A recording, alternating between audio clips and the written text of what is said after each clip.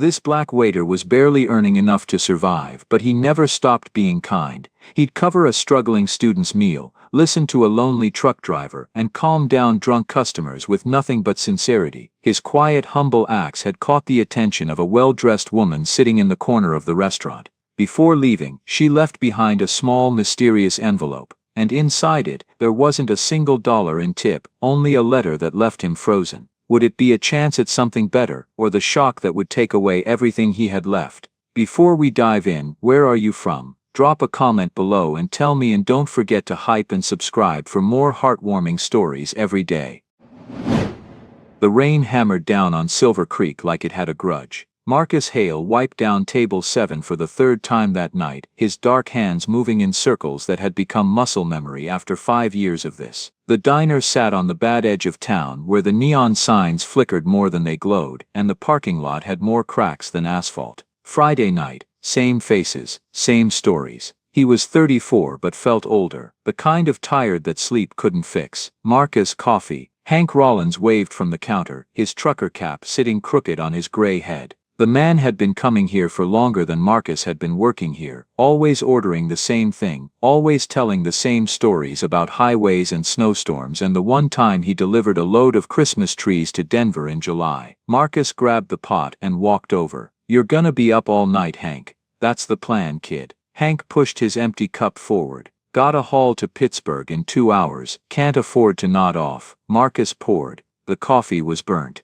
It had been sitting there since 6 p.m. Nobody cared. Nobody came to Silver Creek Diner for the quality. Hank took a sip and grimaced. "Tastes like diesel, should keep you awake then." Hank laughed, that raspy smoker's laugh that sounded like gravel in a blender. He reached into his jacket and pulled out a crumpled $5 bill. "That's all I got tonight, Marcus. Sorry, man." The coffee was $2.50. No tip, again. Marcus took the 5 and smiled anyway. "Don't worry about it, just get to Pittsburgh safe. You're a good kid, you know that." Marcus didn't feel good. He felt broke, but he nodded and moved on because what else was there to do? Booth 3. Lily Brooks sat hunched over a nursing textbook, her blonde hair falling into her face. She'd been there for over an hour, nursing a single cup of coffee that had gone cold 30 minutes ago. Marcus had watched her count coins earlier when she ordered the cheapest thing on the menu, a side of fries and toast. 19,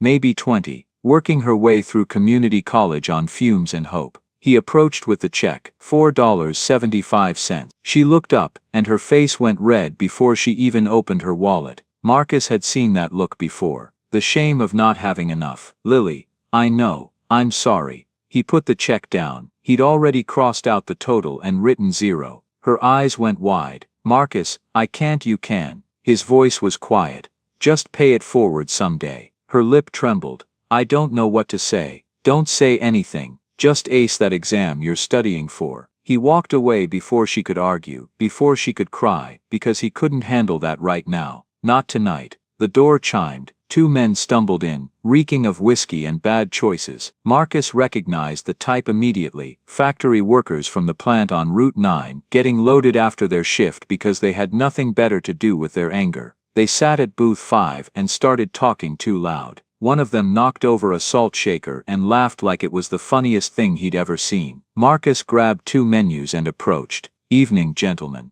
What can I get you?" The bigger one, red-faced and sweating despite the cold, looked up with glassy eyes. 2 burgers, and keep the coffee coming." "You got it. And make it fast. We ain't got all night." Marcus smiled. "I'll put the order in now." He turned to leave, but the smaller one grabbed his wrist. Not hard, but enough. "Hey, you deaf?" He said, "Make it fast." Marcus looked down at the hand on his wrist, then up at the man's face. Every instinct in his body told him to pull away, to say something sharp, to remind this drunk that he had no right to touch him. But he didn't. He took a breath.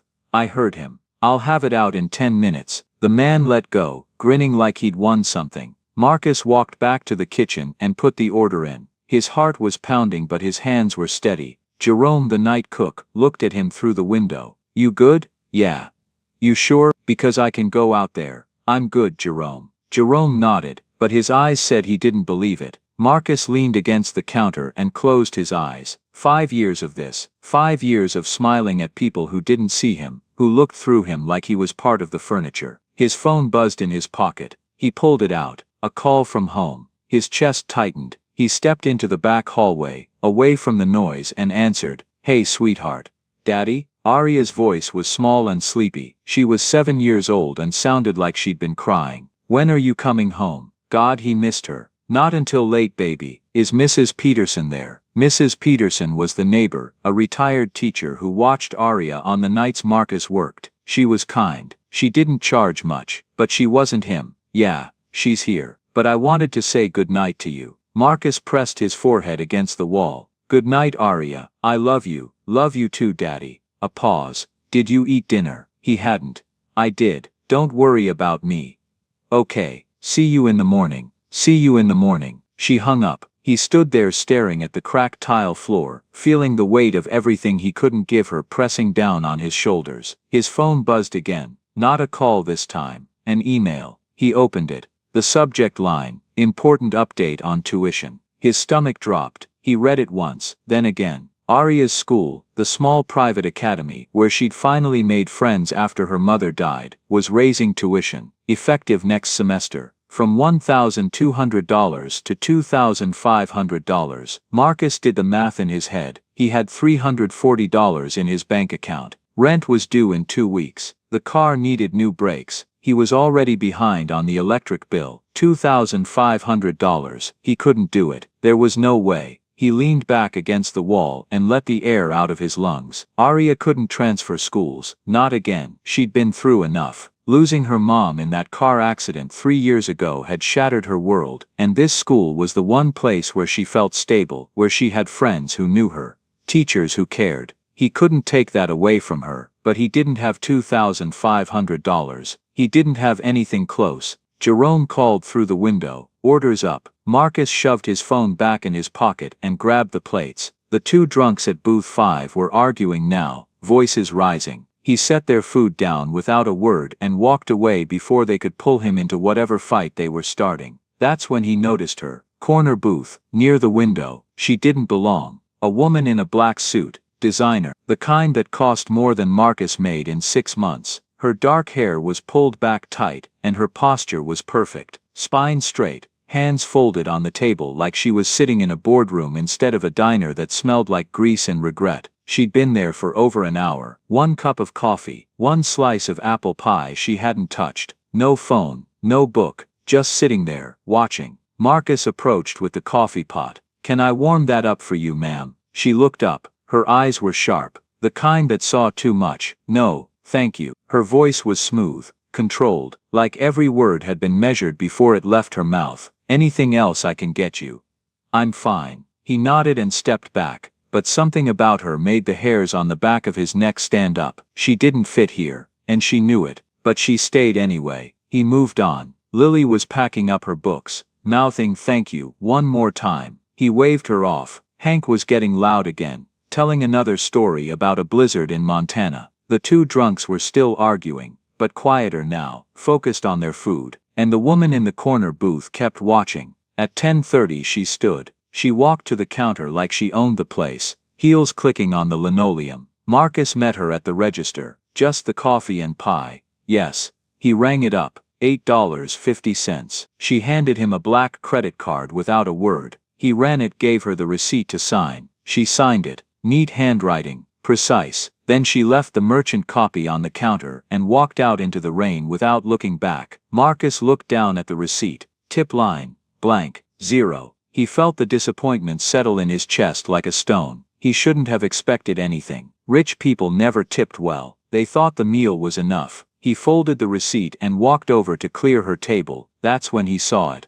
An envelope, white, crisp, sitting under the edge of the plate. His hands shook as he picked it up. On the outside, in the same precise handwriting, "For the waiter who remembers names." He opened it. Inside was a single sheet of paper and a business card. The note read, "I need to see you. This is not charity. This is a proposal. Come to Mercer Tech Tower tomorrow at 10 a.m. Ask for Evelyn Mercer. Don't ignore this." The business card was heavy, embossed lettering. Evelyn Mercer, CEO, Mercer Technologies. Marcus knew that name. Everyone did. Forbes' richest self-made women. Tech industry. billions, and she just sat in his diner for an hour, left $0, and told him to come see her. His first thought was this is a prank, his second thought was this is a scam, but something about the way she'd watched him, the way her eyes followed every move, like she was studying him, testing him. He slipped the note and card into his pocket. The two drunks left without tipping. Lily waved goodbye from the door. Hank finished his coffee and headed out into the rain, still talking about Pittsburgh. Marcus finished his shift in a daze. By the time he got home it was 2:30 in the morning. The apartment was dark except for Arya's nightlight, a cheap plastic thing shaped like a star. He checked on her first, always first. She was asleep, curled around her stuffed bunny, her brown curls spread across the pillow. He stood there for a long time just watching her breathe, feeling the weight of the email pressing down on him like a physical thing. $2,500. He sat on the edge of his bed and pulled out the note. Come to Mercer Tech Tower tomorrow at 10 a.m. What could a billionaire possibly want from him? And why? He thought about ignoring it, throwing the note away, pretending it never happened, but then he thought about Arya, about the school, about the $340 in his account that wouldn't stretch no matter how hard he tried. If there was even a chance, even a small one, that this could help her, could he really walk away? He lay down but didn't sleep. He stared at the ceiling and thought about his wife Michelle, the way she used to say, "Give her the life I couldn't give her." He'd been trying. God, he'd been trying. But trying wasn't enough. At 6 a.m., Arya crawled into his bed, pressing her face against his shoulder. "Morning, Daddy." He pulled her close. "Morning, baby. You smell like coffee." "I always smell like coffee," she giggled. Then she looked up at him with those serious eyes. Michelle's eyes. "Are you okay?" He wanted to tell her the truth, that he was terrified, that he didn't know how to pay for her school, that he felt like he was failing her every single day, but he didn't. "I'm okay, sweetheart. I promise." She smiled and closed her eyes, trusting him completely, and that's when he made his decision. He would go to Mercer Tech Tower, not because he believed in miracles, not because he thought a billionaire would save him, but because refusing to try felt like giving up, and he'd promised Michelle he would never do that. What happens when Marcus walks into that building? Will Evelyn Mercer's offer change everything, or destroy what little he has left? Marcus stood across the street from Mercer Tech Tower for 10 minutes before he could make himself cross. 42 stories of glass and steel, the kind of building that reflected clouds and made you feel small just looking at it,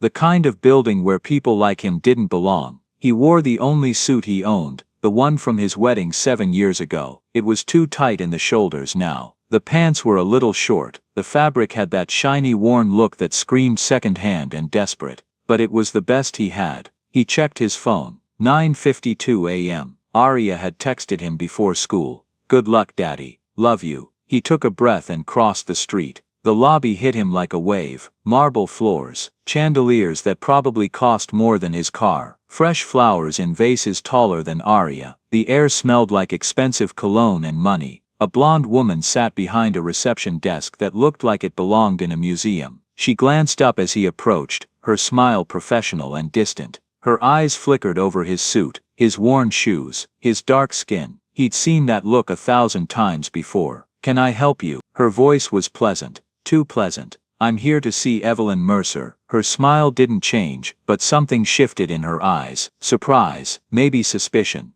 "Do you have an appointment?" "She asked me to come." "My name is Marcus Hale." The woman picked up her phone, pressed a button, and spoke quietly, too quietly for him to hear. She listened, then hung up. When she looked at him again, the surprise was still there. 38th floor, elevator on the left. Marcus nodded and walked toward the elevator, feeling her eyes on his back the whole way. The elevator was empty. He stepped inside and watched the numbers climb. His reflection stared back at him from the polished walls. A black man in an ill-fitting suit looking like he'd wandered in from another world. Maybe he had. The doors opened onto a hallway of glass and dark wood. Everything was clean, sharp, cold. A young white man in an expensive gray suit was waiting for him. Mid-20s, slicked back hair. The kind of confidence that came from never worrying about rent. "Mr. Hale." The man's smile was practiced. "I'm Michael, Miss Mercer's executive assistant. Right this way." They walked past offices where people sat at computers worth more than Marcus made in a year. past conference rooms with views that stretched to the horizon. Everyone was white,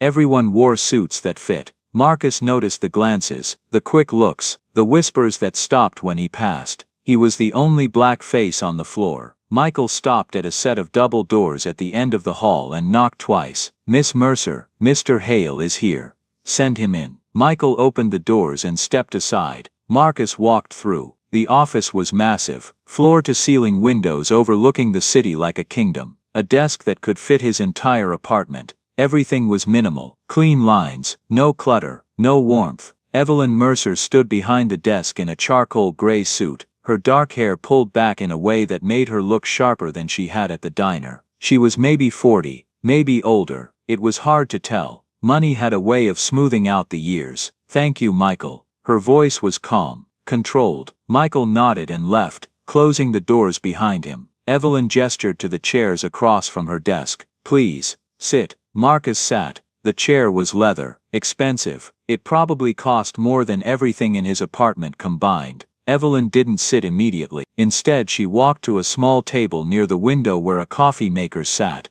the expensive kind that ground beans fresh. "Coffee, sure." She made 2 cups in silence. Marcus watched her, trying to understand. Why would a billionaire make her own coffee? Why would she have him here at all? She brought both cups to the desk and sat across from him. Up close, her eyes were the same as they'd been at the diner, sharp, measuring, seeing too much. "Thank you for coming," she said. "I wasn't sure you would." Marcus wrapped his hands around the cup. It was warm, solid, real. "With all respect, Miss Mercer, why am I here?" "Call me Evelyn." "Why am I here, Evelyn?" She took a sip of her coffee, then set it down carefully. "I'm offering you a job." Marcus had expected that, but hearing it out loud still felt surreal. "Doing what?" "Community outreach director for a new initiative I'm launching. It's called Renew Lives. The goal is to help single parents in difficult circumstances. Job training, child care support, educational grants, real support, not handouts." He stared at her. "And you want me to run it?"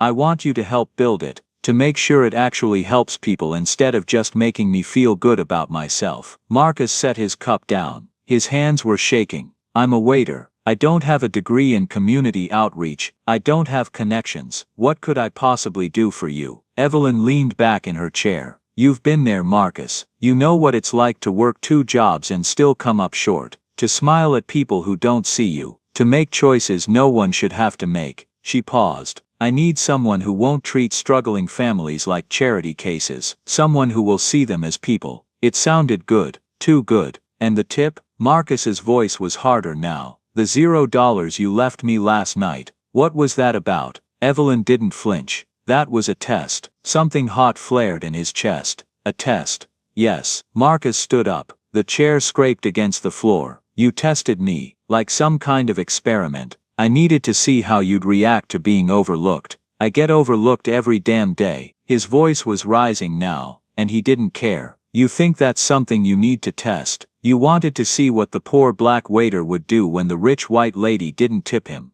I wanted to see if you'd curse me out, if you'd complain to your coworkers, if you'd treat me differently because I didn't give you money." Evelyn's voice stayed level, maddeningly calm. "You didn't. You said thank you and wished me a good night, even after I gave you nothing."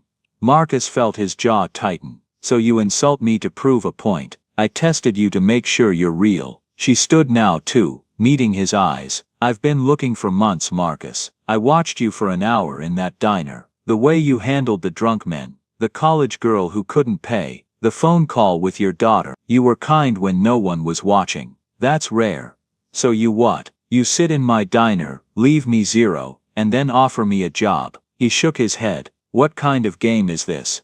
"It's not a game." "Then what is it?" "Because people like you don't help people like me without wanting something." Evelyn walked around the desk, closer now. "You're right. I do want something. I want someone who understands what it's like to be invisible. Someone who won't forget where they came from." She paused. "The salary is $75,000 a year, full benefits, and there's a scholarship for your daughter, full tuition at one of the best private schools in the state." The number hit him like a punch to the gut. $75,000. He made $23,000 working 60-hour weeks. His throat went dry. "What do you want from me?"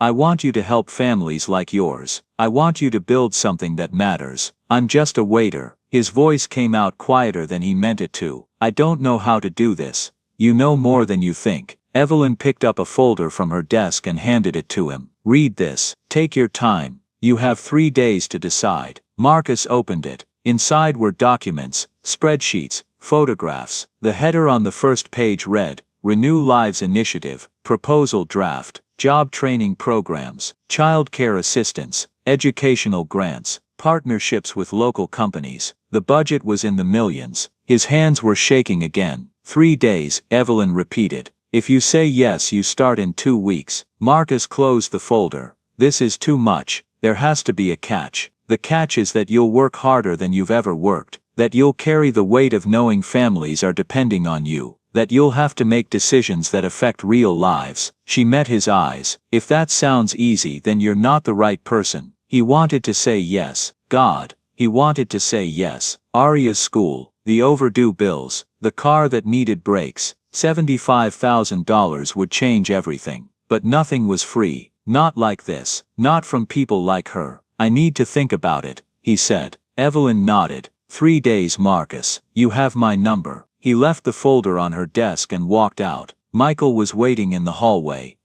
"I'll show you to the elevator." They walked back in silence. Marcus felt the eyes on him again, the whispers, the glances. When the elevator doors closed, he leaned against the wall and let out a breath he didn't know he'd been holding. His hands didn't stop shaking until he was back on the street. Marcus just walked away from $75,000. But can he really afford to say no? And what is Evelyn Mercer really after? The truth is about to get a lot more complicated.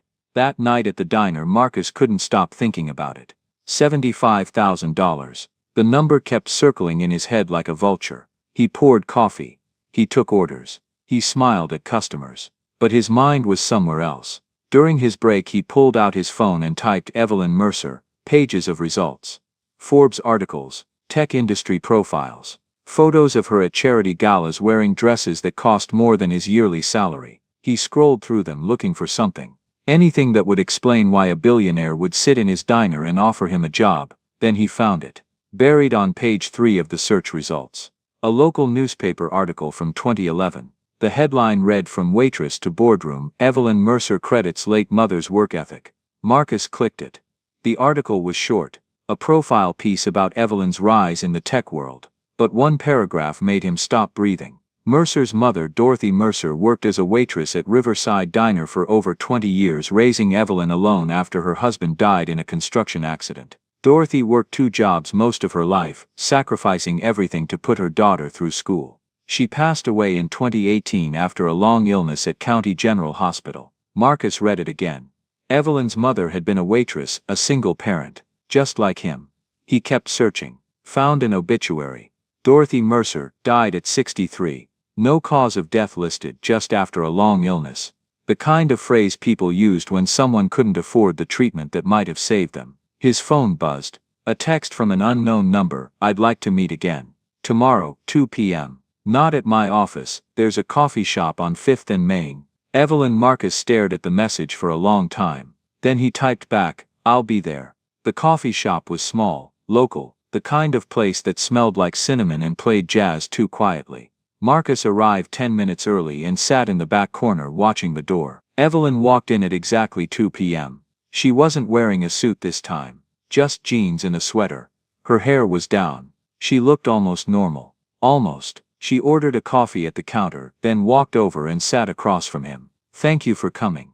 Marcus didn't say anything. He just waited. Evelyn wrapped her hands around her cup. For the first time since he'd met her, she looked uncomfortable. "You looked me up." "I did." "Then you know about my mother." "I know she was a waitress. I know she died." Evelyn nodded slowly. "She worked at Riverside Diner for 23 years.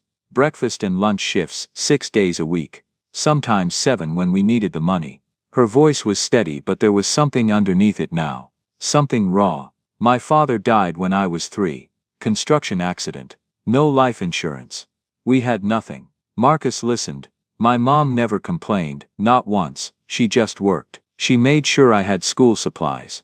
Made sure I had clean clothes. Made sure I never felt like we were poor, even though we were. Evelyn looked down at her coffee. When I was 15, she got hit by a drunk driver on her way home from work. Broke her back in 3 places. Marcus felt something twist in his chest. 3 surgeries. Physical therapy for months. We had insurance, but it wasn't enough. Not even close. Evelyn's hands tightened around her cup. We were going to lose everything. The apartment. My school. Everything she'd worked for. What happened?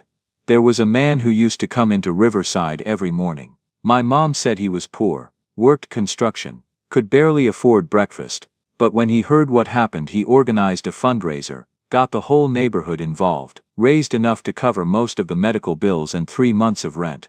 Marcus swallowed hard. My mother tried to find him after she recovered. She wanted to thank him, pay him back, but he was gone. Moved away, someone said. She never got to thank him. Evelyn finally looked up and her eyes were wet. It bothered her for the rest of her life. She used to say he always remembered her name, even though she was just the woman who poured his coffee. The pieces were clicking into place now. Marcus could see it all clearly. And you're looking for him. He died 5 years ago. I found out too late. Evelyn's voice cracked just slightly. But I saw in you what my mother saw in him. Dignity without arrogance. Kindness without expectation. You do the same thing he did. You see people. Marcus felt his throat tighten. So this is about your mother. This is about honoring what she valued, what she taught me. Evelyn leaned forward. I'm not choosing you because you're poor, Marcus. I'm not choosing you because I feel sorry for you. I'm choosing you because you're good. There's a difference. He wanted to believe her. God. He wanted to believe her. But belief had burned him before. What if I fail? His voice came out quieter than he meant it to. What if I'm not good enough? My mother wasn't good enough by society's standards. She never finished college, worked minimum wage her whole life. Died in a public hospital because she couldn't afford better. Evelyn's voice was firm now. But she was good. That's what matters. Marcus sat with that for a long moment. Outside, people walked by on the sidewalk. Normal people living normal lives. People who didn't have to make impossible choices. I still don't understand why you tested me. He looked at her. The 0 tip. Why did you have to do that? Evelyn took a breath. Because I needed to know you were real. I've met a lot of people, Marcus. People who are kind when it benefits them. People who help others because it looks good. I needed to see what you'd do when there was nothing in it for you. And if I'd gotten angry, if I'd cursed you out, then I would have known you weren't the right person. She paused. But you didn't. You thanked me. Even after I gave you nothing. Marcus shook his head. That doesn't make me special. That just makes me someone who needs the job too much to risk losing it. No. Evelyn's voice was sharp now. I've seen people who need the job. They're resentful, bitter. They do the bare minimum. You didn't. You helped that college girl even though it cost you. You dealt with those drunk men even though they disrespected you. You called your daughter and told her everything was okay even though it wasn't. She leaned back. You're not special because you're poor, Marcus. You're special because you're kind when kindness costs you something. He felt something crack open in his chest. Something he'd been holding closed for 3 years. My wife used to say that. His voice was rough. She used to say kindness costs something. Evelyn waited. She died 3 years ago. Car accident, drunk driver, just like your mom. Marcus looked down at his hands. She was a nurse. Worked doubles. Overnight shifts. Never complained. The night before she died, she told me. Give her the life I couldn't give her. He swallowed hard. I've been trying, but trying isn't enough. It is enough. Evelyn said quietly. Your daughter has a father who loves her, who works himself to exhaustion for her, who treats strangers with dignity because that's who he is. That's more than enough. Marcus wanted to believe that, but the $340 in his bank account said otherwise. The tuition bill said otherwise. The car that needed brakes and the electric bill that was overdue said otherwise. I'm afraid, he admitted. I'm afraid I'll take this job and fail. I'm afraid people will think I didn't earn it. I'm afraid my daughter will suffer because of choices I make. Those are good fears, Evelyn said. They mean you understand what's at stake. So what do? You take 3 days. You think about it. You decide what kind of life you want to give your daughter. Evelyn stood up. But know this, Marcus. Whether you take this job or not, you're already giving her something invaluable. You're showing her what it means to be a good person. That's worth more than any paycheck. She left cash on the table for both their coffees and walked out. Marcus sat there for a long time staring at his cup, feeling the weight of everything pressing down on him. His phone buzzed, a text from Aria. Can we get pizza tonight? Please, pizza. $15. He could afford that. Barely. He typed back. Yes, baby. Pizza tonight. 3 days. That's what Evelyn had given him. But Marcus had a feeling the decision was already made. He just didn't want to admit it yet. Because admitting it meant believing in something he'd stopped believing in a long time ago. Hope. Marcus is standing at the edge of something that could change everything. But when the world finds out about Evelyn's offer, hope might be the first thing to die. What happens next will test everything. He thought he knew about dignity, shame, and what it means to rise above. Marcus woke up to 17 missed calls. It was 6:30 a.m. Aria was still asleep. His phone was buzzing on the nightstand like an angry wasp. He grabbed it. Texts from Jerome, from Lily, from people at the diner he barely knew, all saying the same thing. Have you seen it? Marcus, what the hell? Is this real? He sat up, his heart already pounding, and opened his browser. The headline hit him like a fist to the throat. Billionaire Evelyn Mercer plucks black waiter from diner for high-paying position. What's the real story? The article was on a local news site. Not major, but big enough. Marcus read it once. Then again. His hands were shaking. Sources close to Mercer Technologies confirmed that CEO Evelyn Mercer has offered a 6-figure position to Marcus Hale, a 34-year-old waiter with no college degree and no prior experience in corporate management. Hale, who works at Silver Creek Diner on the east side of town, was reportedly approached after Mercer visited the establishment last week. While Mercer's office has declined to comment, the move has raised eyebrows in the business community. Critics question whether this is a genuine hire or a publicity stunt. Some have noted the optics of a wealthy white CEO elevating a black service worker, suggesting it may be an attempt to burnish Mercer's image amid ongoing scrutiny of diversity practices in the tech industry. Others are asking a different question. What is Mercer really after? The article didn't say it outright. But the implication was clear. There was something inappropriate going on. Something hidden. Marcus felt sick. His phone rang. Jerome. He answered. Jerome. Man, what the hell is this? Jerome's voice was tight. Angry. You didn't tell me you were talking to that woman. I didn't. The whole diner is talking about it, Marcus. Earl's pissed. Customers are asking questions. People think Jerome stopped. Think what? Jerome sighed. People think you're sleeping with her, man. Or that she's trying to buy you. Or that this is some kind of, I don't know, rich person guilt trip. Marcus pressed his hand to his forehead. It's not like that. Then what is it like? Because from where I'm standing it looks bad. I haven't even said yes yet. Doesn't matter. People are already talking. Marcus hung up and sat there staring at the wall. His phone kept buzzing. More texts. More calls. Then Aria's voice, small and sleepy, from the doorway. Daddy? Who keeps calling? He forced a smile. Nobody, baby. Just work stuff. Go get ready for school. She frowned but obeyed. Marcus got dressed in a fog. Made breakfast. Helped Aria with her backpack. Walked her to the bus stop like always. But everything felt wrong. At the bus stop, Mrs. Peterson from next door gave him a look. Not friendly. Not warm. Just knowing. I saw the article, Marcus. He didn't respond. Just be careful, honey. People like her don't do things for free.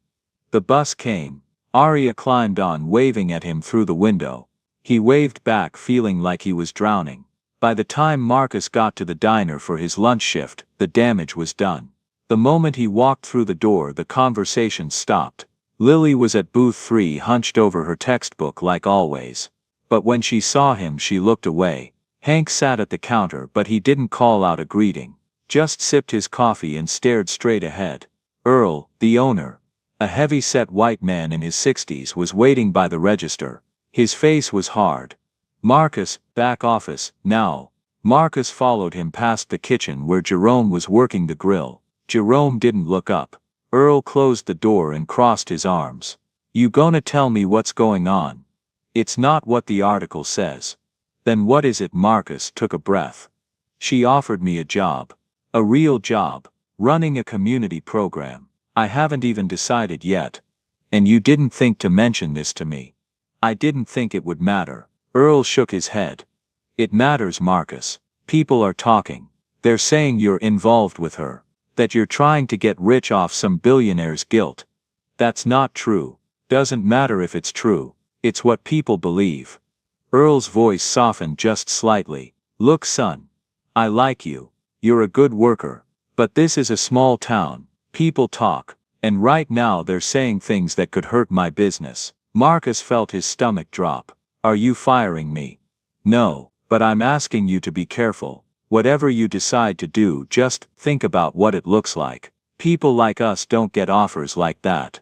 And when we do, there's always a reason. Marcus left the office feeling like the walls were closing in. His shift was hell. Customers whispered, stared. One older white man left without tipping and muttered, "Gold digger," loud enough for Marcus to hear. Lily finally approached him near the end of his shift. Her eyes were red. Marcus, I'm sorry. I know you helped me. I know you're a good person. But people are saying I know what they're saying. She bit her lip. Is it true? Did she really offer you all that money? It's a job, Lily. A real job. But why you?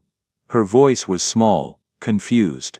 Why would someone like her choose someone like you? The words hit harder than she meant them to. Someone like you. Because that's what he was, wasn't it? A black man. A waiter. Someone with no degree, no connections, no right to dream bigger. He didn't answer her. Just walked away. That evening Marcus picked up Aria from Mrs. Peterson's like always. But Aria wasn't herself. She was quiet in the car, staring out the window. Baby, you okay? She didn't answer. Aria. Her voice cracked. The kids at school were mean to me today. Marcus's blood went cold. What did they say? She started crying. They said you're trying to marry a rich lady. They said you're a gold digger. They said you don't really love me, you just want money. Marcus pulled the car over. His hands were shaking so hard he couldn't hold the wheel. Aria. Look at me. She turned, tears streaming down her brown cheeks. That's not true. None of it. I love you more than anything in this world. You understand me. Then why are people saying it? Because people don't understand. Because they're scared of things they don't know. But Daddy, what if they're right? What if they're right? They're not right. His voice broke. They're not. But even as he said it, he wondered, what if they were? What if this whole thing was a mistake? What if accepting Evelyn's offer destroyed the one thing that mattered? His daughter's happiness. That night, after Aria finally fell asleep, still sniffling, still holding her bunny tight, Marcus sat on the edge of his bed and stared at his phone. He thought about the article, the whispers, the way Lily had looked at him, the way Aria had cried. He thought about Earl's words, people like us don't get offers like that. He thought about $75,000, about Aria's school, about the life he could give her. But what good was money if she was miserable, if she was bullied, if people looked at her and saw only what her father had taken, not what he'd earned? He picked up his phone and dialed. Evelyn answered on the second ring. Marcus, I can't do this. His voice was flat, dead. What happened? Did you see the article? A pause. Yes, I saw it. My daughter was bullied at school today, called me a gold digger, cried in my car. His voice was shaking now. I can't let her suffer because of me. I can't let her grow up thinking her father sold his dignity for a paycheck. Marcus, listen to me. The money isn't worth her dignity. I'm sorry. I can't. Marcus. He hung up. Then he turned off his phone, lay down and stared at the ceiling. Tomorrow he'd go back to the diner. He'd smile at customers. He'd pour coffee. He'd be invisible again. It was safer that way. People like him weren't supposed to rise, and when they tried, the world made sure they remembered their place. But at 8 a.m. the next morning there was a knock on his door. Marcus opened it. Exhausted. expecting Mrs. Peterson. Instead, Evelyn Mercer stood in the hallway of his rundown apartment building, wearing jeans and a coat, looking completely out of place. "Can I come in?"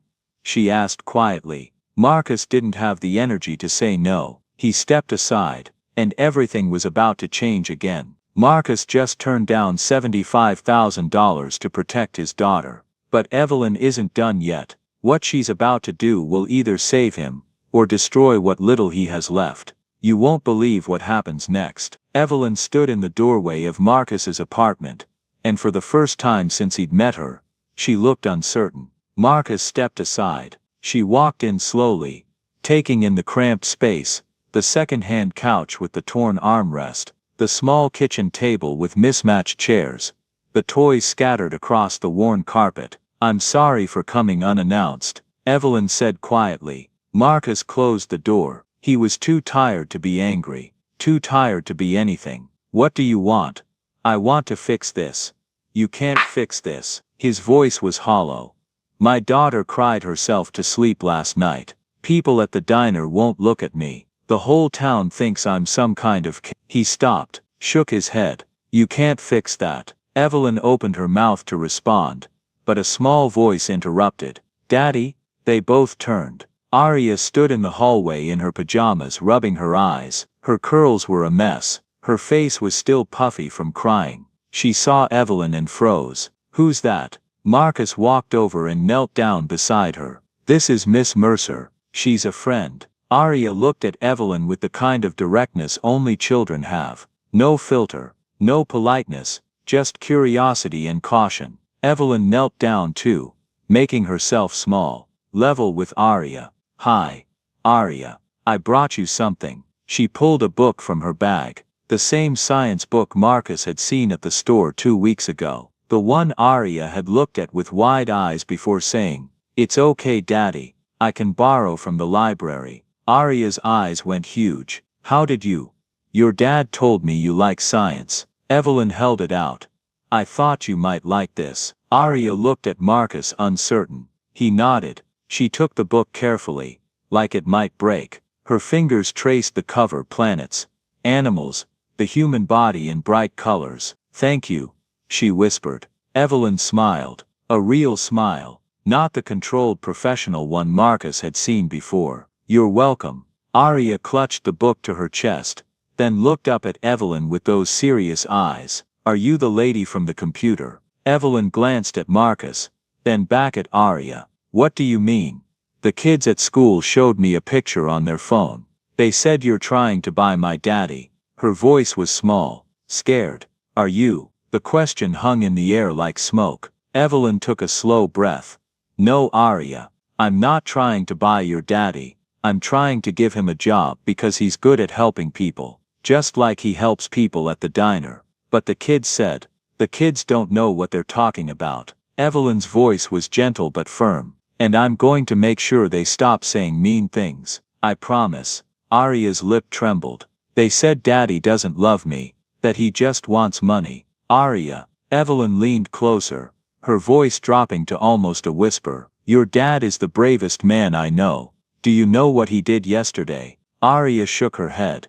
"He said no to a lot of money. More money than most people see in their whole lives. He said no because he loves you, because he wanted to protect you." Evelyn glanced at Marcus, then back at Arya. "That's what real fathers do. They protect their kids, even when it costs them everything." Arya's eyes filled with tears. "But why are people being mean?" "Because sometimes people don't understand. My mom was like your dad. She worked hard. She was a waitress, just like your dad, and people looked down on her sometimes. But I was proud of her. So proud." Evelyn's voice cracked just slightly. "And you should be proud of your dad. He's a good man. Don't let anyone tell you different." Arya looked at Marcus, really looked at him. Then she walked over and wrapped her arms around his neck. Marcus held her tight, his throat closing. "I'm proud of you, Daddy," she whispered. He couldn't speak, just nodded against her hair. Arya pulled back and wiped her eyes. Then she looked at Evelyn again. "Miss Mercer." "Yes, if Daddy takes the job, can he help other kids like me?" Kids whose daddies work really hard but don't have enough money. Evelyn's eyes went soft. Yes, that's exactly what he'd be doing. Arya turned to Marcus. Then why don't you do it, Daddy? The question was so simple, so honest. Marcus looked at his daughter, this 7-year-old girl who'd lost her mother, who'd learned not to ask for things, who'd been bullied yesterday, and was still thinking about other kids. Baby, it's not that simple, but it is. Arya's voice was steady now. If you can help people, you should help people. That's what Mommy always said. Marcus felt something crack in his chest. Michelle used to say that. If you can help, you help. That's what we do. Evelyn stood slowly. Marcus, can I talk to you for a minute? Alone. Marcus nodded. Arya, go read your new book, okay? Arya clutched the book and went to the couch, already flipping through the pages. Marcus and Evelyn stepped into the small kitchen. I'm handling the newspaper, Evelyn said quietly. They'll print a retraction. I've already spoken with my lawyers. The article was defamatory, and they know it. That doesn't change what people think. Then we change what people think. Evelyn's voice was firm. I've already called Arya's school. I spoke with the principal. If any child harasses her again, there will be consequences, real ones. Marcus shook his head. You can't control what people say. No, but I can make it clear that I won't tolerate lies about you or your daughter. Evelyn stepped closer. Marcus, I know you're scared. I know this is hard, but if you walk away now, you're not protecting Arya. You're teaching her that she should be ashamed of who she is, that she should make herself small because other people don't understand. That's not fair. It's not, but it's true. Evelyn's eyes were intense. You're not doing this for money, Marcus. You're doing this so other families don't have to feel what you're feeling right now. So other kids don't have to count coins for pencils or borrow books from the library because $15 is too much. Marcus looked through the doorway at Arya, sitting on the couch with her science book. Her face lit up with wonder. What if I fail? His voice was barely a whisper. What if I take this job and I'm not good enough and I let everyone down? Then you'll have tried. And that's more than most people can say. He stood there for a long moment, feeling the weight of everything pressing down on him. Then Arya's voice called out from the living room. Daddy, did you know that the human heart beats 100,000 times a day? Marcus smiled despite himself. I didn't know that, baby. It's amazing. She looked up at him, her face glowing. If you take the job, can you help kids learn stuff like this? Can you help them go to good schools? Marcus walked over and sat down beside her. Yeah, baby. I could help with that. Then you should do it. She said it with such simple conviction, such pure belief. Marcus looked at Evelyn, who was standing in the kitchen doorway watching them. Then he looked back at Arya, and he made his decision. Okay, he said quietly. I'll do it. Arya threw her arms around him again. Really? Really? Evelyn smiled, a real genuine smile that reached her eyes. You won't regret this, Marcus. I hope you're right. She walked toward the door, then stopped and turned back. I'll send over the contract tomorrow. And Marcus, thank you for believing. After she left, Marcus sat on the couch with Arya, watching her read her new book, feeling something he hadn't felt in 3 years. Hope. Maybe it was dangerous. Maybe it would hurt him in the end. But his daughter had asked him a question he couldn't ignore. If you can help people, why don't you? And maybe, just maybe, that was reason enough to try. The next morning, Marcus's phone rang at 7 a.m. It was Evelyn. Turn on the news. He did. The local station was running a story. But this time, the headline was different. Mercer Technologies launches Renew Lives initiative. Local father Marcus Hale chosen to lead community outreach. The anchor's voice was professional, respectful. In a move praised by community leaders, Billionaire CEO Evelyn Mercer has appointed Marcus Hale, a longtime resident and father, to head her new initiative supporting single-parent families. Hale, who has worked in the service industry for years, was selected for his deep understanding of the challenges facing working families. The program will provide job training, childcare support, and educational grants. Marcus stared at the screen. Evelyn's voice came through the phone. I told you I'd handle it. How did you? I made some calls. Set the record straight. The truth is a lot more powerful than rumors, Marcus. People just needed to hear it. He sat down on the edge of his bed, his hands shaking. Thank you, he whispered. Don't thank me yet. You've got work to do. She hung up. Marcus looked at Arya, who was standing in the doorway in her school uniform, her new science book tucked under her arm. Ready for school, baby? She nodded. Are people still going to be mean? Maybe, but we're going to be okay. She walked over and took his hand.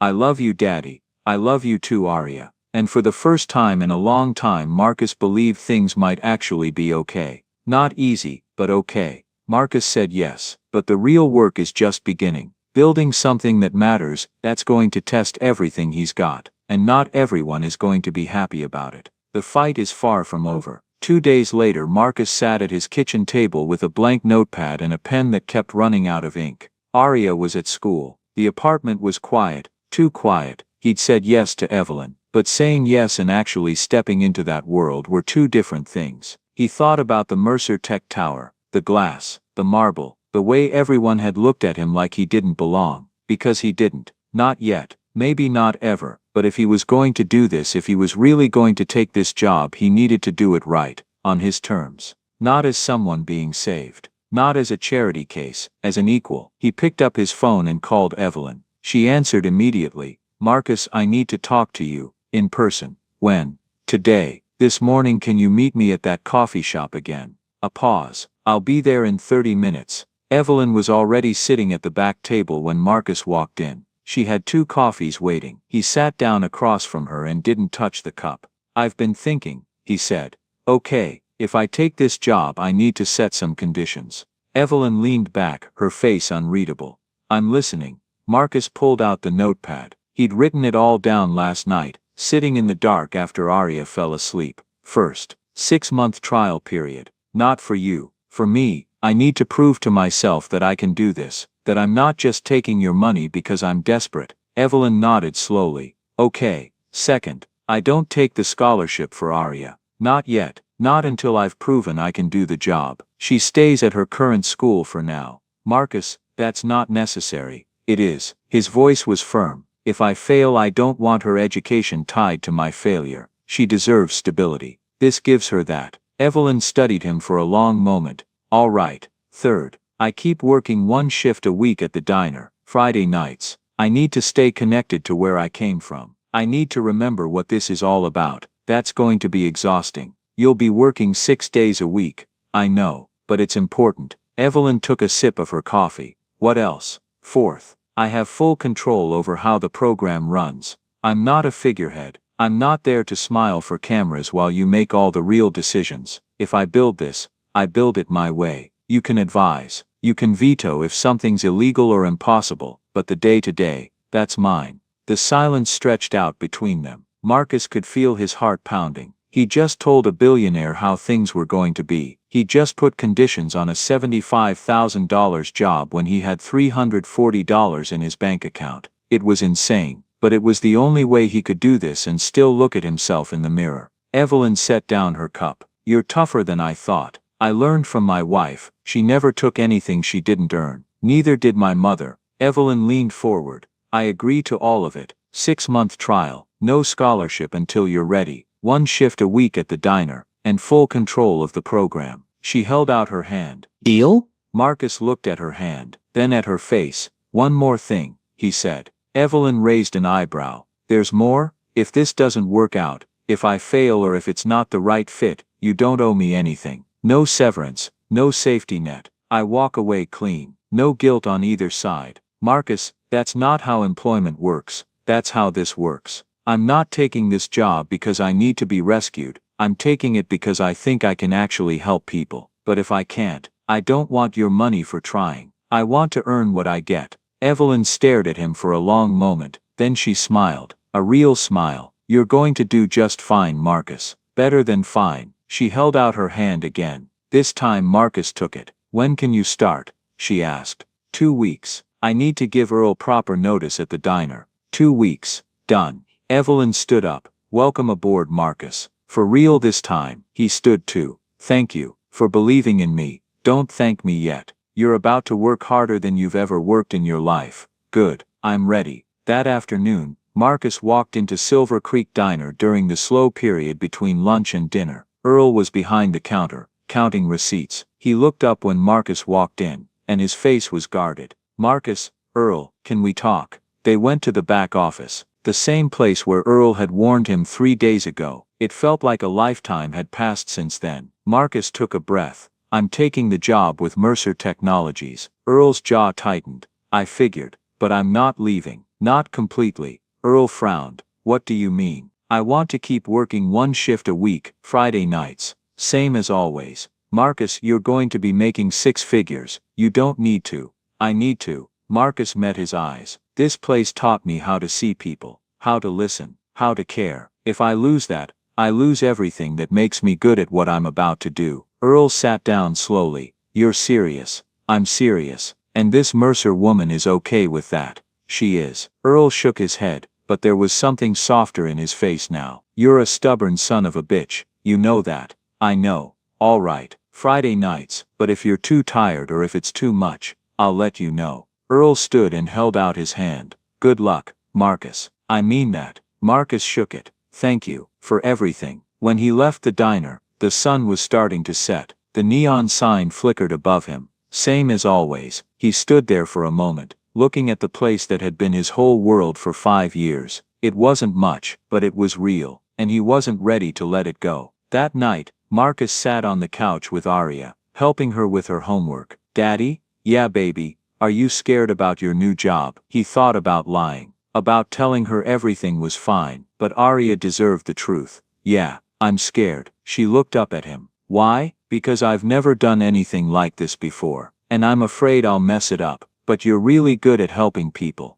At the diner, yeah, but this is different. This is bigger. Arya was quiet for a moment. Then she said Mommy used to be scared too. Before her big shifts at the hospital. Marcus's throat tightened. She did. Yeah, I heard her tell you once. She said being scared means you care, and caring is the most important part. Marcus pulled Arya close and kissed the top of her head. When did you get so smart? I've always been smart, Daddy. You just don't listen. He laughed. A real laugh. The first one in days. Maybe Arya was right. Maybe being scared was okay. Maybe it meant he was doing something that mattered. 2 weeks from now, he'd walk into Mercer Tech Tower again. But this time he wouldn't be walking in as a desperate man looking for a handout. He'd be walking in as Marcus Hale, a father, a worker, a man who knew what it meant to struggle and survive. And he was going to build something that mattered, on his terms. Marcus set his boundaries. He kept his dignity. But now comes the hardest part. Actually doing the work. Building something from nothing. Proving he belongs. And not everyone is going to make it easy. The real battle is just beginning. Marcus's first day at Mercer Tech Tower felt like walking into a foreign country where he didn't speak the language. His office was on the 38th floor. Corner office, windows overlooking the city, a desk bigger than his kitchen table. Everything was white and chrome and cold. He sat down in the leather chair and stared at the computer screen. The login credentials Evelyn's assistant had emailed him that morning. Welcome to Mercer Technologies, Marcus Hale, Community Outreach Director. It didn't feel real. There was a knock on his door. A white woman in her 40s poked her head in. Blonde hair, sharp blazer, a smile that didn't reach her eyes. Marcus, I'm Jennifer Kane, VP of Human Resources. Just wanted to welcome you aboard. Marcus stood. Thank you. She walked in but didn't sit. Just crossed her arms and looked around his office like she was inspecting it. Big space for someone so new. Evelyn thought it was appropriate. I'm sure she did. Jennifer's smile tightened. Well, if you need anything, my office is down the hall. We have a meeting with the executive team at 2. Don't be late. She left without waiting for a response. Marcus sat back down and exhaled slowly. This was going to be harder than he thought. The executive meeting was worse. 10 people around a conference table. All white except for one Asian man in his 50s. All in suits that cost more than Marcus made in a month at the diner. Evelyn sat at the head of the table. When Marcus walked in, she gestured to the empty seat beside her. Everyone, this is Marcus Hale. He'll be leading our Renew Lives initiative. Marcus, this is the executive leadership team. Nods. polite smiles, eyes that measured and dismissed him in seconds. A silver-haired man in his 60s leaned forward. Marcus, David Chen, CFO, I've been reviewing the budget for your initiative. $7 million over 2 years. That's a significant investment. I understand. Do you have experience managing budgets of that size? Marcus met his eyes. No, but I have experience living on $23,000 a year. I know what a dollar means to people who don't have any. Silence. Jennifer spoke up from across the table. That's quaint, but managing a $7 million program requires more than empathy. It requires systems, processes, accountability. I agree, Marcus said. That's why I'm spending this week learning those systems. Another executive, a younger white man with gelled hair, smirked. Good luck with that. Evelyn's voice cut through. Marcus has full authority over this program. He reports directly to me. If he needs resources, he gets them. If he needs support, you provide it. Is that clear? The room went quiet. Clear, David said flatly. The meeting continued, but Marcus could feel the tension, the resentment. They didn't want him here. They thought he was a pet project, a publicity stunt. He'd have to prove them wrong.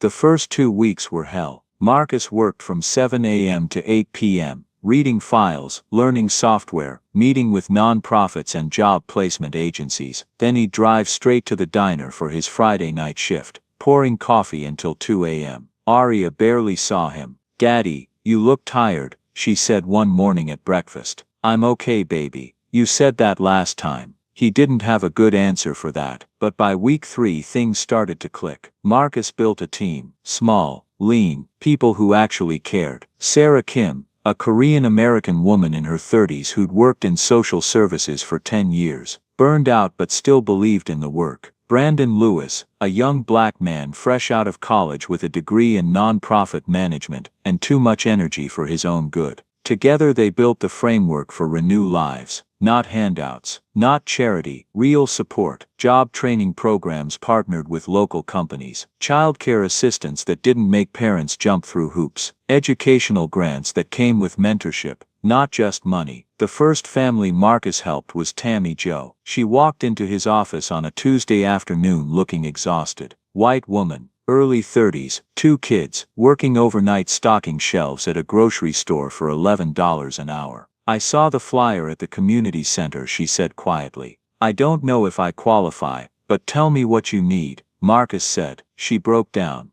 I want to go back to school, get my medical billing certification, but I can't afford childcare. I can't afford to take time off work. I'm barely making rent as it is. Marcus listened, then he pulled up the program guidelines on his computer. Here's what we can do. We'll cover your certification course full tuition. We'll connect you with a child care co-op that's free for program participants. And we'll get you into a medical billing apprenticeship at County General Hospital. It's part-time, but it pays $18 an hour. You can work around your classes. Tammy Jo stared at him. Are you serious? I'm serious. You'll have to put in the work. The certification course is intense. But if you're willing to try, we'll support you. She started crying. I don't know what to say. Say you'll show up. That's all I need. 3 months later, Tammy Jo passed her certification exam. She got hired full-time at the hospital. Her income doubled. She came back to Marcus's office with a card, handwritten. You gave me hope when I had none. Thank you for seeing me. Tammy Jo. Marcus kept it on his desk. The second person he helped was someone closer to home. Jerome, his old co-worker from the diner, showed up at Mercer Tech Tower on a Wednesday afternoon, looking uncomfortable in khakis and a button-down shirt. Jerome, Marcus stood up from his desk. What are you doing here? I need to talk to you. Jerome wouldn't meet his eyes. I shouldn't have doubted you, man. I'm sorry. You were protecting me. Nothing to apologize for. Jerome finally looked up. I heard about your program. The job training, the chef apprenticeships. He took a breath. I've been cooking in diners for 30 years. I'm 52 years old. I'm tired, Marcus. I want to be more than a short-order cook before I die. Marcus felt something tighten in his chest. What do you want to do? I want to be a sous chef, work in a real kitchen, learn from someone who knows what they're doing. Jerome's voice cracked. But I don't have a culinary degree. I don't have references. You're one of the best cooks I know. Marcus interrupted. And you care about food. That matters. Can you help me? Marcus pulled up his contacts. He'd been building relationships with restaurants across the city. One of them was run by a chef named André Bouchard, French, old school, respected. He made the call. 2 weeks later, Jerome was enrolled in a culinary mentorship program. André took him on personally, teaching him technique, plating, flavor profiles. Within 6 months, Jerome would be making twice what he made at the diner, working in a kitchen where people respected him, where his hands created something beautiful. He called Marcus one night, voice thick with emotion. "I don't know how to thank you. Just keep cooking, Jerome, and pass it on." By month 4, Renew Lives had helped 50 families. The press coverage shifted. The skeptical articles disappeared, replaced by stories of real people whose lives had changed. Single mother escapes poverty through Mercer Initiative. From diner cook to sous chef, one man's journey. Marcus Hale, the man behind Mercer's most successful program. Reporters wanted interviews. Marcus turned most of them down. "This isn't about me," he told Sarah. "It's about them." But Evelyn insisted on one.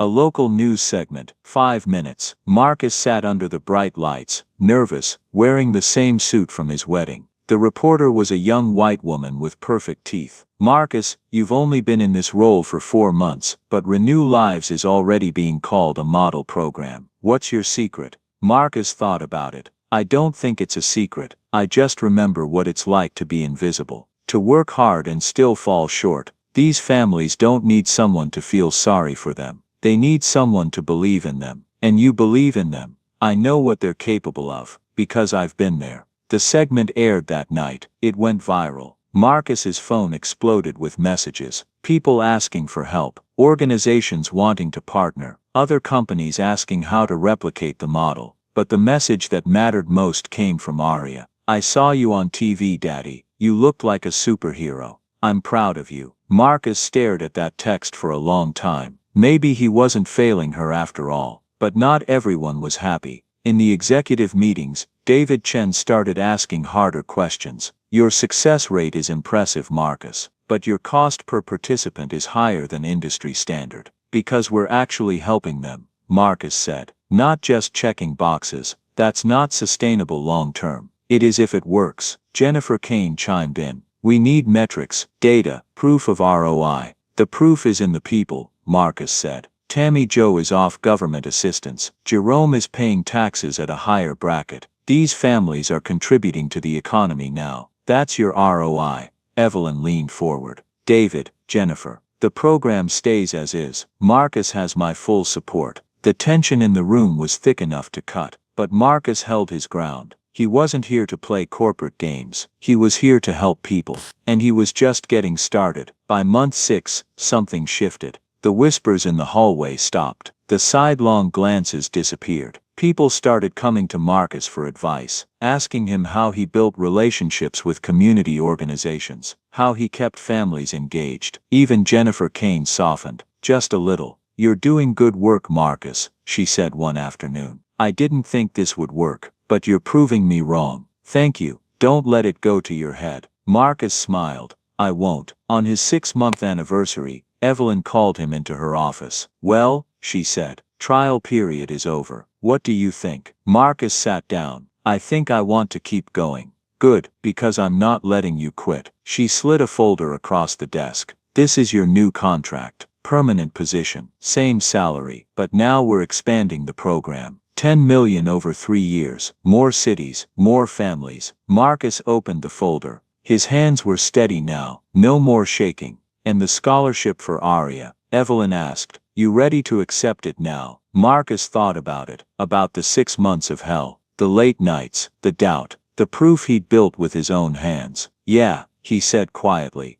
"I'm ready." Evelyn smiled. "You earned it, Marcus. Every bit of it." That night Marcus picked up Aria from school and took her to her favorite pizza place. "Guess what, baby?" "What?" "You're going to a new school next year. A really good one." Aria's eyes went wide. "Really, really? You earned it. I didn't do anything. You believed in me. That's everything." She hugged him tight, and for the first time in years, Marcus felt like he could breathe. He'd done it. He'd proven he belonged. Not because someone gave him a chance, but because he took it and ran. Marcus built something real. He changed lives. He earned his place. But just when things are finally working, just when he's finally winning, everything is about to fall apart. And this time, it won't be the press that brings him down. It'll be something much closer to home. It happened on a Wednesday morning. Marcus was in his office reviewing applications when Sarah burst through the door, her face pale. "Marcus, it's Evelyn." His stomach dropped. "What happened?"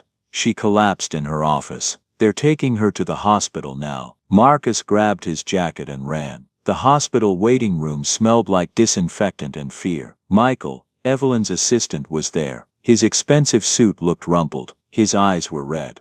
"How is she?" Marcus asked. "Exhaustion. Dehydration. The doctor said she's been running on fumes for months." Michael rubbed his face. "She's been working 90-hour weeks, running the company, overseeing a dozen initiatives, dealing with board pressure. Her body just gave out." Marcus sat down heavily.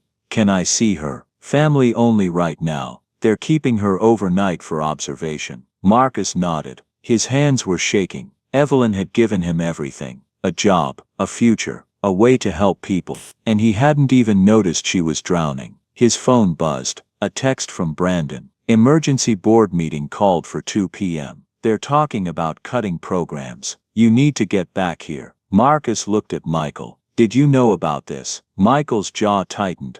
David Chen called it. The moment Evelyn was in the ambulance, he made his move.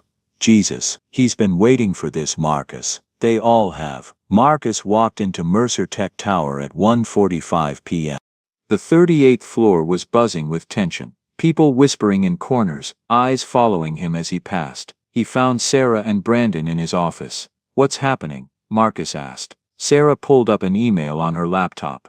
"David sent this to the executive team an hour ago. Someone forwarded it to me." Marcus read it. "Given Miss Mercer's current health situation and uncertainty regarding her return timeline, the board has determined it necessary to review all non-essential expenditures. This includes several of her pet projects, most notably the Renew Lives initiative. An emergency meeting has been called to discuss immediate suspension of funding pending further analysis." Marcus felt rage building in his chest. Pet projects. "They're calling it fiscally irresponsible," Brandon said. "Too expensive, unclear ROI, not aligned with core business objectives. We've helped over 70 families in 6 months. They don't care about that." Sarah's voice was bitter. "They care about quarterly earnings and shareholder value." Marcus looked at the clock. 1:52 p.m. "Where's the meeting?" "Executive boardroom. 40th floor. Am I invited?" Brandon shook his head. "It's board members only." Marcus grabbed his jacket.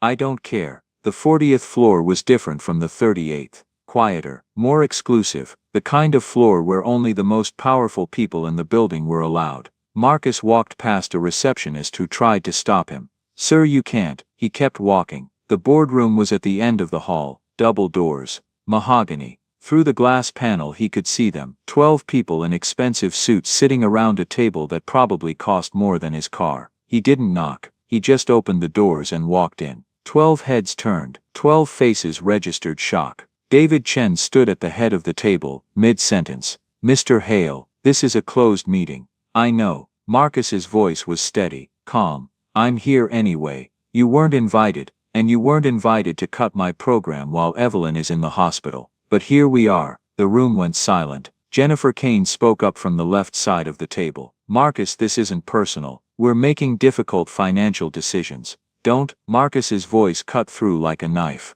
"Don't insult me by pretending this is about money." David's face hardened. "Mr. Hale, you need to leave. Now. Or what? You'll fire me." Marcus walked closer to the table. "Go ahead, but you're going to hear what I have to say first." One of the board members, an older white woman with silver hair, leaned forward. "Young man, you're out of line. Maybe, but I'm also right." Marcus looked at each of them. "You want to cut Renew Lives because it's expensive, because the return on investment isn't clear, because it doesn't fit into your neat little spreadsheets." David crossed his arms. "That's exactly right. $7 million over 2 years for 70 families, that's $100,000 per family. It's unsustainable. You know what else is unsustainable?" Marcus's voice rose. "Poverty. Families working 3 jobs and still falling short. Kids growing up believing they'll never be more than what their parents were." He paused. "But you wouldn't know anything about that, would you?" The room bristled. "Mr. Hale, David said coldly. You're letting your emotions cloud your judgment. No, I'm letting my experience inform my judgment. Marcus put his hands on the table. Evelyn's mother was a waitress, worked 2 jobs her whole life. When she got hurt, she almost lost everything. But a construction worker who could barely afford breakfast organized a fundraiser to help her. He didn't do it for ROI. He didn't do it for quarterly earnings. He did it because it was the right thing to do. Jennifer shifted uncomfortably. That's a nice story, but it's not a story. It's the reason Evelyn built this program. It's the reason she hired me. Because she understands something you don't. Marcus looked around the table. You're not investing in a program. You're investing in dignity, in hope, in the belief that people deserve a chance to rise above their circumstances. And what does that get us? David's voice was ice. Good press. A warm feeling. It gets you Tammy Joe, who's now paying taxes at a higher bracket instead of relying on government assistance. It gets you Jerome, who's training 2 younger cooks and keeping restaurant jobs in this city. It gets you 70 families who will remember that someone believed in them, and they'll pass that belief forward. Marcus straightened. That's your return on investment. Not in dollars, in dignity, in community, in a future where people like me don't have to beg for scraps. The silver-haired woman spoke again, softer this time. What you're describing is admirable, but it doesn't change the financial reality. Then change the financial reality. Marcus's voice dropped. Dangerous. Cut executive bonuses, reduce shareholder dividends, but don't cut the one program that actually changes lives. David laughed, a short, bitter sound. You're suggesting we sacrifice profitability for charity. I'm suggesting you remember what it means to be human. The room was silent. Marcus looked at each of them. If you cut this program, you're not just cutting costs, you're cutting hope. You're telling 70 families that they don't matter, that their struggles aren't worth your time or your money. He paused. And I won't be part of that. So here's my offer. You keep Renew Lives running, or I walk. Today, right now. David's face went red. You're threatening us.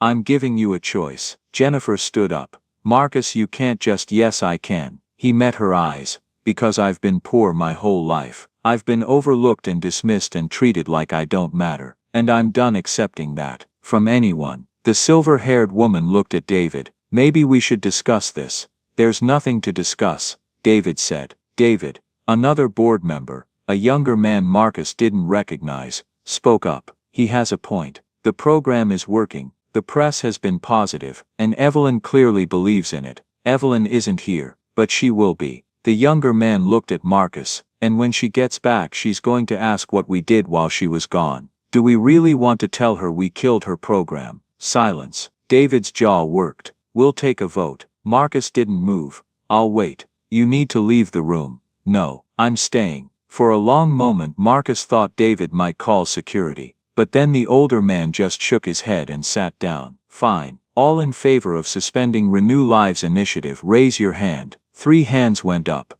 David, Jennifer, 1 other. All opposed. 9 hands. Marcus felt something release in his chest. David looked at him with pure contempt. You win, Mr. Hale. For now, it's not about winning, Marcus said quietly. It's about doing what's right. He turned and walked out. Marcus was back in his office, hands still shaking when his phone rang. Unknown number. He almost didn't answer, but something made him pick up. Hello, Marcus? Evelyn's voice, weak, tired, but alive. Evelyn, how are you? Michael told me what you did. Her voice cracked. You stood up to the board. You fought for the program. I had to. No one's ever done that for me before. She was crying now. He could hear it. My whole life people have wanted things from me. Money, connections, power. But you just wanted to protect what we built. Marcus's throat tightened. It's worth protecting. Thank you. She took a shaky breath. I'll be back next week. And when I am, we're expanding the program. Not cutting it, expanding it. Evelyn, you need to rest. I will. But you need to know something. Her voice was firmer now. You're not just an employee, Marcus. You're a partner. In everything. He didn't know what to say. Get some rest, he finally managed. We'll talk when you're better. Okay. And Marcus, yeah? My mother would have loved you. The line went dead. Marcus sat there for a long time, staring at his phone, feeling something shift inside him. He'd walked into that boardroom terrified, but he'd walked out knowing something he'd never known before. He belonged. Not because someone gave him permission, but because he'd earned it.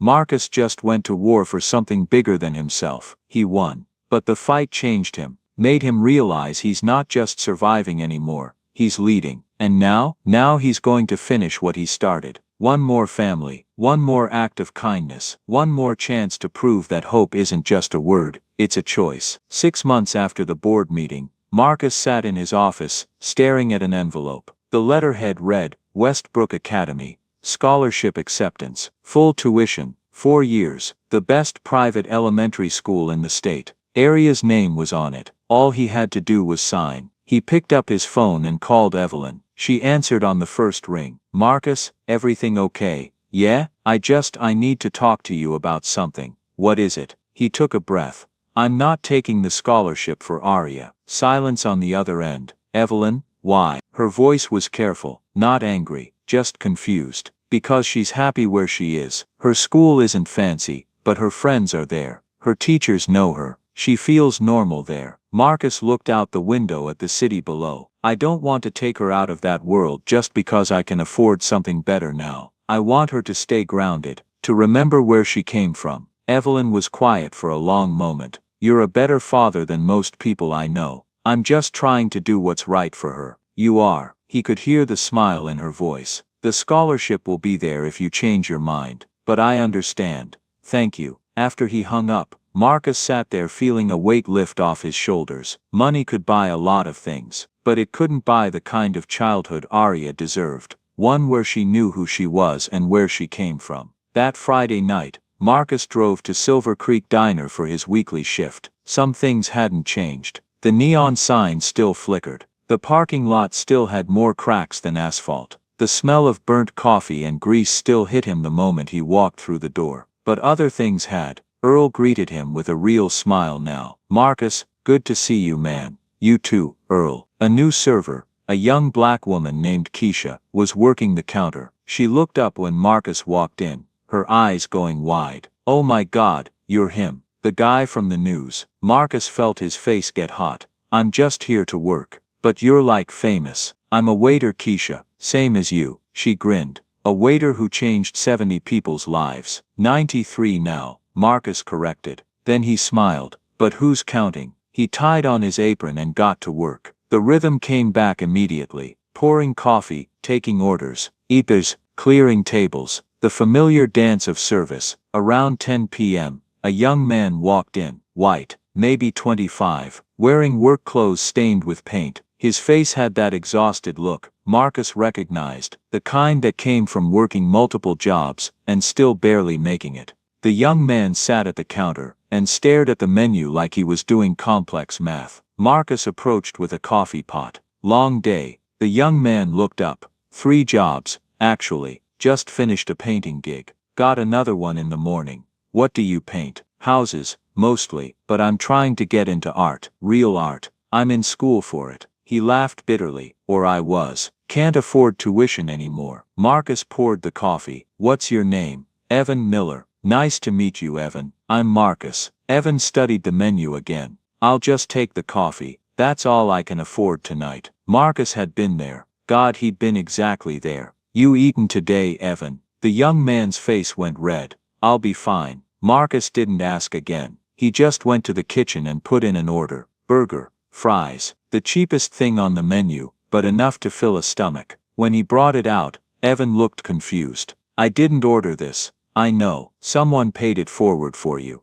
Who? Does it matter? Evan's eyes filled with tears. Man, I don't know what to say. Just remember to do the same for someone else someday. Evan nodded, his throat working. I will. I swear I will. Marcus patted his shoulder and moved on. As he walked away he felt it, that same warmth he'd felt 6 months ago when he helped Lily. When he talked Hank out of that extra whiskey. When he'd done 1,000 small kindnesses that no one noticed. This was why he kept coming back. Not because he had to. Because he needed to remember. Near closing time, Marcus noticed someone sitting in the corner booth. The same booth where this had all started. A woman in a dark coat, sitting alone with a cup of coffee. His heart skipped. Evelyn. He walked over slowly. She looked up and smiled. Evelyn, what are you doing here? Same thing I was doing the first time. Watching you work. He sat down across from her. You don't have to keep testing me. I'm not testing you. I'm reminding myself why I chose you. She took a sip of her coffee. Do you know what you just did for that young man? Same thing you did for me. No. What I did was offer you a job. What you did was give him hope. She set down her cup. That's the difference between charity and dignity, Marcus. You didn't save him. You just saw him. Marcus felt his throat tighten. I'm just doing what I can. That's all any of us can do. They sat in silence for a moment. Comfortable, easy. Then Evelyn stood. I should let you finish your shift. She walked to the register and paid. Marcus watched her leave cash on the counter. When he went to clear her table, he found two $50 bills under her coffee cup, and a note. He unfolded it. You're doing good, Marcus. Keep going. The world needs more people like you. Below that in smaller handwriting, P.S. My mother would have been proud. Marcus held the note for a long time, feeling something warm spread through his chest. He put the $100 in the team tip jar. Let the other servers split it. They needed it more than he did. Marcus finished his shift at 2 a.m. The rain had stopped, but the streets were still wet, reflecting the streetlights like scattered stars. He walked to his car, his body tired but his mind clear. His phone buzzed, a text from Arya. Love you, Daddy. See you in the morning. He smiled and typed back. Love you too, baby. Sweet dreams. Another text came in. This one from Tammy Jo. I just got promoted to supervisor at the hospital. Thank you for believing in me. Then Jerome taught my first cooking class tonight. Felt good passing it on. Then Sarah, we just approved our 100th family. Marcus, we're changing lives. Marcus stood there in the empty parking lot, reading the messages, feeling the weight and the lightness of it all. He thought about Dorothy Sterling, who worked herself to exhaustion for her daughter. He thought about the construction worker who organized a fundraiser for a waitress he barely knew. He thought about Evelyn, who turned her pain into purpose. He thought about himself, a man who'd been invisible for so long, finally learning to see others the way he wished he'd been seen. The circle kept turning, from stranger to stranger, from pain to hope, from darkness to light, and maybe that was the point. Maybe kindness wasn't about grand gestures or big checks. Maybe it was about the small moments. The coffee paid forward, the name remembered, the quiet belief that someone, somewhere, was worth fighting for. Marcus got in his car and drove home through the empty streets. The city was sleeping, but somewhere, someone was working a night shift, counting coins, wondering if they'd ever be more than their circumstances. And tomorrow Marcus would wake up and keep building, keep helping, keep believing, because that's what Dorothy Sterling had done. That's what the construction worker had done. That's what Evelyn had done. And now it was his turn to pass it forward. The rain started again as he pulled into his parking spot. Soft, gentle, like the world was washing itself clean. Marcus looked up at his apartment window. The light was on in Arya's room. Mrs. Peterson must have forgotten to turn it off. He smiled. Home. Not perfect, not fancy, but enough, and in the end enough was all anyone really needed. 3 years later, Renew Lives initiative had helped over 500 families across 3 states. Marcus Hale was named one of Forbes' 30 under 40 social impact leaders. But every Friday night, you could still find him at Silver Creek Diner, pouring coffee and remembering names. Because some tips change lives, and some tips keep changing them, rippling outward in ways you'll never fully see. From Dorothy Sterling to a construction worker, from that worker to Evelyn, from Evelyn to Marcus, from Marcus to Tammy Jo and Jerome and Evan, and hundreds of others. The circle never ends, it just keeps going. Forever forward. Kindness is not a transaction, it's a legacy, and the only way to repay it is to pass it on. If this story touched your heart, don't keep it to yourself. Share it with someone who needs to hear it today. Someone who's working 3 jobs and still falling short. Someone who feels invisible. Someone who's forgotten what hope feels like. Hit that like button if you believe in second chances. Subscribe if you want more stories that remind us what it means to be human. And drop a comment telling me what's one act of kindness someone showed you that changed your life. Because maybe, just maybe, your story will inspire someone else to pass it forward. See you in the next one. Keep believing,